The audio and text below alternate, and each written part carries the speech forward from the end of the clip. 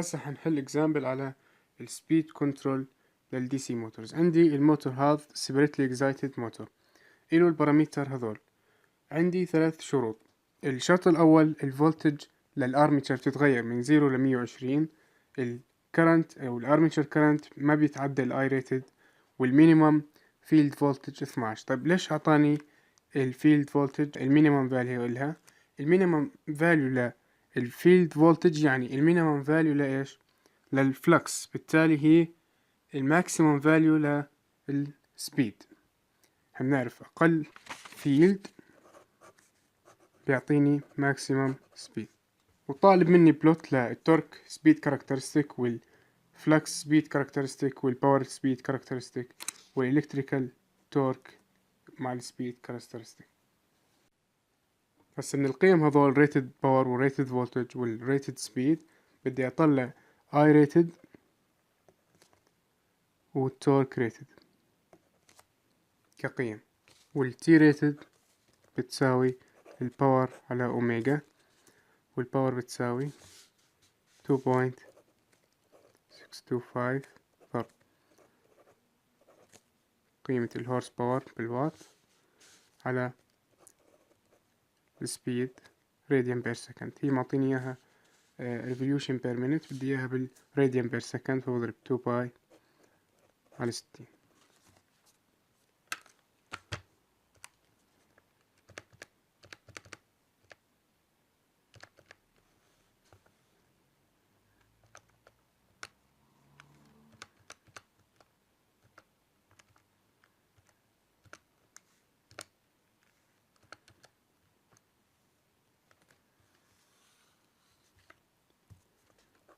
أربعتاش بوينت 24 نيوتن متر.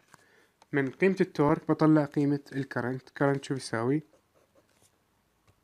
التورك على الكونستنت. طيب الكونستنت هون معطيني اياه وحدته نيوتن متر على أمبير، تمام؟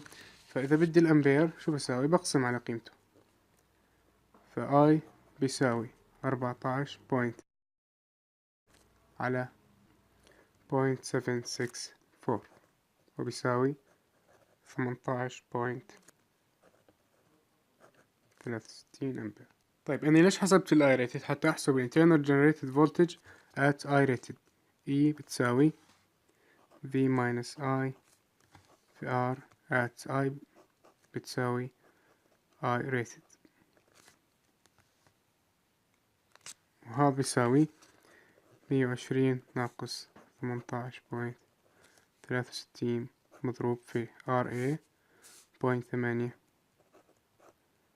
وبيساوي 105.1. إذن هون في عندي two region armature voltage control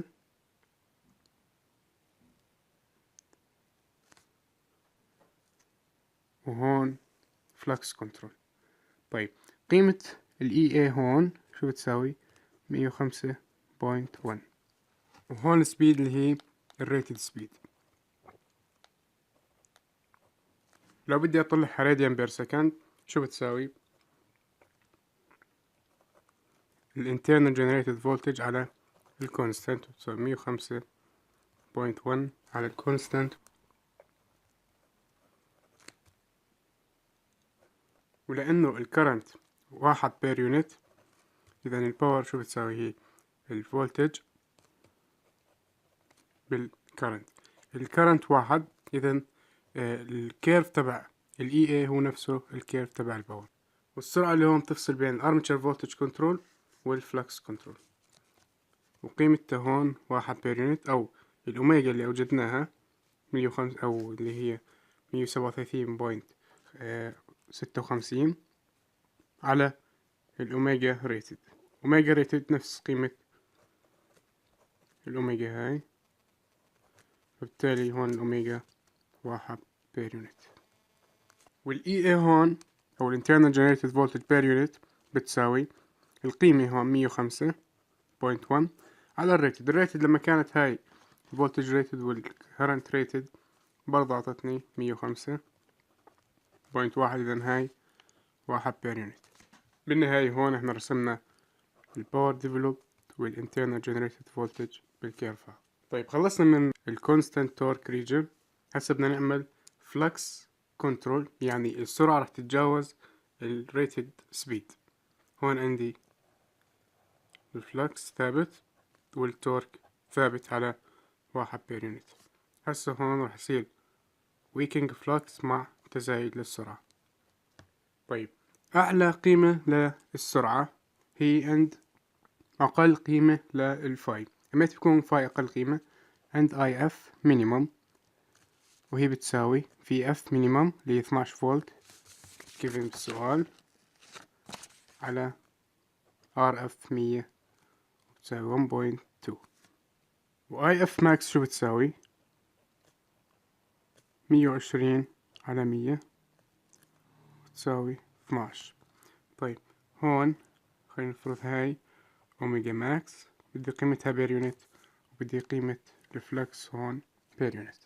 الماكسيموم هون اللي هو الريتد لما كانت الفولتج ريتد، يعني ال 12 او ال 1.2 هو الريتد كارنت. 1.2 بيعطيني 1 بير يونت. طيب والكرنت اللي هون 0.12. اوكي هون الاي اف مينيمم بساوي 0.12 والاي اف ماكس بساوي 1.2. اذا ال 1.2 كانت 1 بير يونت، ال 0.12 راح تكون 0.1 بير يونت. هاي الفلكس عند الماكسيموم سبيد اللي هون 0.1 بير يونت. طيب الماكسيموم سبيد هون بما انه السبيد تتناسب 1 على فاي، لما كانت هاي 1 بير يونت هاي كانت 1 بير يونت، هسه صارت هاي 0.1 بير يونت، فبالتالي اوميجا راح تنضرب 10، اذا هاي 10 بير يونت. طيب خلنا نعيد رسم الرسمة بشكل اوضح. كان عندي armature voltage control لهون، قيمة EA هون 1 بير يونت اللي هي 105.1. هون الأوميجا بيز أو الأوميجا ريتد كانت بتساوي 1 بير يونت ولها actual voltage، وهون تمثل power developed والinternal generated voltage، وهون الكونستانت تورك ريجن. وهون بلش يعمل ويكينج للفلكس لحد ما وصل للماكسيمم سبيد كانت 10 بير يونت. قيمة الفلكس 0.1 بير يونت. هسه دائما معاي الريتد، بدي اطلع الاكتوال فاليو بس بضرب بايش؟ بالبير يونت. بنأكد على شغلة الباور هون. ليش رسمناها على الانترنال جنريتد فولتج نفس الكيرف؟ لانه الاي ما بتتجاوز الاي ريتد، فبالتالي اي كانت بتساوي 1 بير يونت. طب لو كانت مثلا 2 بير يونت، الباور ديفلوب راح تساوي الاي اي ضرب 2، يعني بالشكل ها. هاي رسمة الباور وهاي رسمة الانترنال جنريتد فولتج.